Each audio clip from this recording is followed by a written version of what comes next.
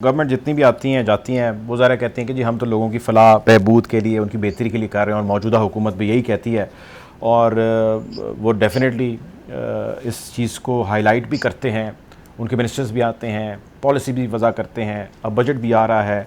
I mean whatever they are saying ground पर उसके असरात हमें अभी तक तो होते हुए दिखाई नहीं दे रहे। मेरा सवाल आपसे सर ये है कि जिस तरह फरमा रहे थे 2024 में भी अब ये नए IMF प्रोग्राम में चले जाएंगे, अब ये उसमें नए प्रोग्राम में जाते हैं या मौजूदा जो ये महीना ख़त्म होने वाला है इससे पहले कोई खेप मिल जाती है, जिस वज़ीर आज़म साहब फरमा चुके हैं, तो क्या 1 अरब 2 अरब 3 अरब अगर फौरी तौर पे डॉलर पाकिस्तान को इंजेक्ट होते हैं तो क्या आम शख्स की ज़िंदगी पर उसका असर पड़ेगा, कोई फ़र्क पड़ेगा उसको या नहीं मिलेगा? हमने पैसे लिए इधर से और आगे दे दिए, क्या होगा अगर हमें इतने पैसे मिल जाते हैं? तो आपने बहुत अहम नुकता उठाया है, मगर मुझे आप इजाजत दे दें कुछ और बात करने की। मैं ये कहता हूँ कि आपको IMF से किस्त मिल गई, आलमी बैंक से भी पैसा मिल गया, एशियन डेवलपमेंट बैंक से भी पैसा मिल गया, सब कुछ हो गया।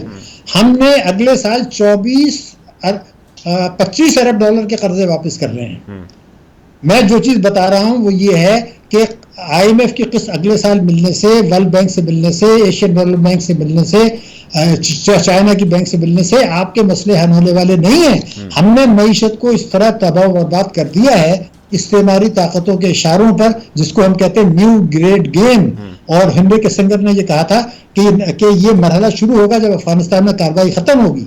और नोम चॉम्स्की जिसकी उम्र 100 साल है, उसने कहा था कि अमेरिका ने पाकिस्तान की अशराफिया को खरीद लिया है। तो वो सारी दुनिया की बातें कर रहे हैं, ये नहीं बता रहे कि ये सारे कर्जे मिलने के बाद क्या वो आपको जो 25 अरब डॉलर के कर्जे वापस करने हैं वो आप कर सकेंगे या नहीं। तो जवाब है कि नहीं।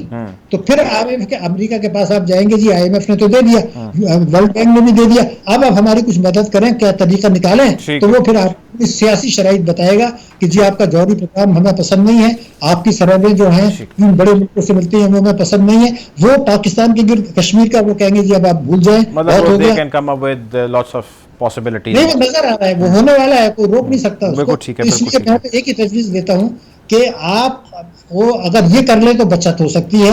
वो ये है कि इंतखाबात से पहले इस्लाहात तो नहीं हो सकती, इस्लाहात को कानूनी शक्ल ये दे दी जाए कि अगर ये हर किस्म की आमदनी पर टैक्स नहीं लगता, टैक्स चोरी नहीं रोकती, GST कम नहीं करते, तो फिर हुकूमत करने का इख्तियार खत्म हो जाएगा, उसका इलेक्शन जो है वो नल एंड वाइड हो जाएगा, ये उसके इंतखाबी फॉर्म में भी डाल दिया जाए। अगर ये इस्लाह आप नहीं करते, आपने तवानाई की बात की बिल्कुल सही, टैक्सों की बात की बिल्कुल सही, सरमाए के फरार की, ये 3-4 चीजें आप उसमें डाल दें कि अगली हुकूमत जो भी आए उसने ये करना है। अगर ये नहीं करते तो फिर उसकी हुकूमत खत्म हो जाएगी, जो उसकी मेंबरशिप खत्म हो जाएगी। अगर ये नहीं करते तो फिर अमेरिका से आपसे खुदकशी कराएगा, जैसे हमारे लोग कहते हैं। बिल्कुल ठीक है सर, आपका पॉइंट आ गया।